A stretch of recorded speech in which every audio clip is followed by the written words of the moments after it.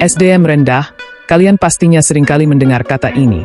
Dan kalian pernah berpikir nggak kenapa kata SDM rendah sering dikaitkan dengan negara Indonesia? Sedangkan negara kita ini terkenal dengan SDA atau sumber daya alamnya yang melimpah. Dan jika kita berpikir tentang negara lain yang sibuk mengembangkan teknologi, inovasi-inovasi kerennya, tapi nyatanya rakyat Indonesia masih terjebak dengan pola pikir yang sangat kolot atau jadul banget. Contohnya pertunjukan topeng monyet, atraksi kesurupan, berburu hantu untuk dimasukkan ke dalam botol. Orang dipukul malah yang mukul mental sendiri. Jadi gimana, apakah negara kita ini tidak bisa maju atau benar-benar sudah ditakdirkan untuk tetap menjadi negara miskin? Nah, di video kali ini saya akan bahas secara tuntas apa yang melatar belakangi mundurnya atau rendahnya sumber daya manusia di negara tercinta ini. Jadi simak videonya sampai habis.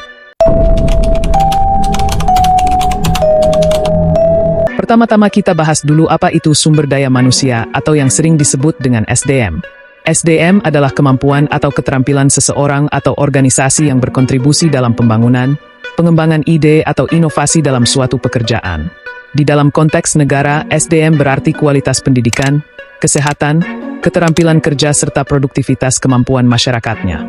Jika suatu negara memiliki SDM yang tinggi, berarti masyarakat di negara tersebut memiliki skill atau kemampuan di atas rata-rata untuk melakukan sebuah inovasi. Dan kenapa negara Indonesia disebut sebagai negara dengan SDM yang rendah? Nah, faktor utamanya adalah kualitas pendidikan yang sangat terbatas di berbagai daerah terutama di kawasan pedesaan.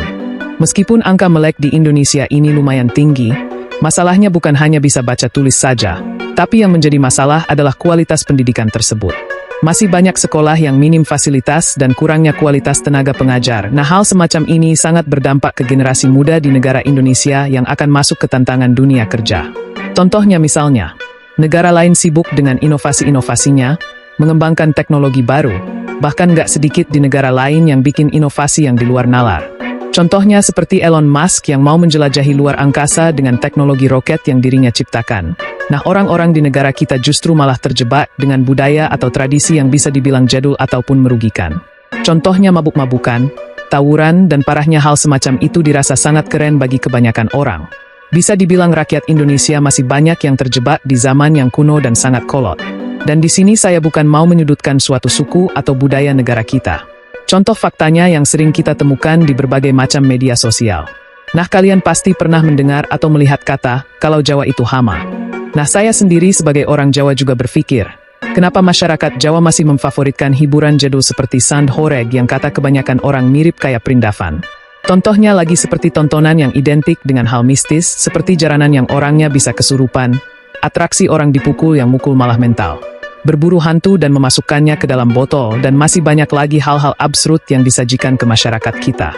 Dan jika kita bandingkan SDM negara kita dengan negara lain, contohnya seperti Korea Selatan, Singapura ataupun Jepang, ada perbedaan yang sangat mencolok dan signifikan.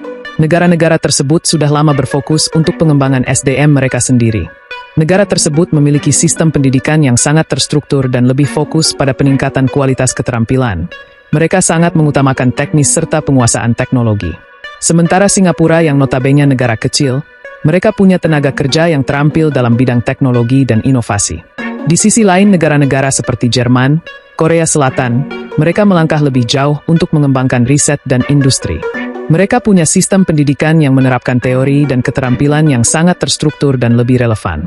Dan sekarang yang menjadi PR atau pertanyaan, gimana caranya agar negara tercinta kita ini bisa keluar dari lingkaran yang membelenggu pola pikir masyarakat yang masih kolot dan menjadi dasar rendahnya SDM kita.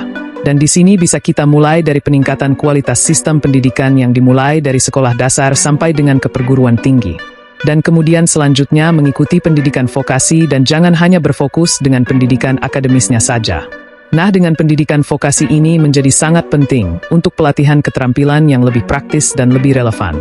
Dan selanjutnya memanfaatkan teknologi yang sudah ada.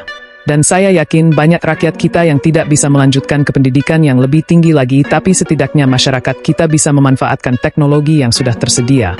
Contohnya seperti artificial intelligence atau orang biasanya menyebutnya dengan AI, yang sudah sangat berkembang pesat di mana-mana. Dan bagi masyarakat yang masih awam dengan teknologi ini, masyarakat bisa belajar secara otodidak. Bisa dimulai dari rumah atau bahkan belajar lewat berbagai macam platform media sosial lainnya. Karena di zaman sekarang banyak sekali media-media yang memberikan pengetahuan tentang teknologi AI ini. Dan yang harus diketahui masyarakat, teknologi ini diciptakan melainkan bukan untuk dihindari, tapi untuk dipelajari. Jadi gimana menurut pendapat kalian? Apakah negara tercinta kita ini bisa menjadi negara maju dan kualitas sumber daya manusianya bisa meningkat? Tulis pendapat kalian di kolom komentar dan ikuti terus video saya selanjutnya. Jangan lupa like dan subscribe dan terima kasih sudah menonton.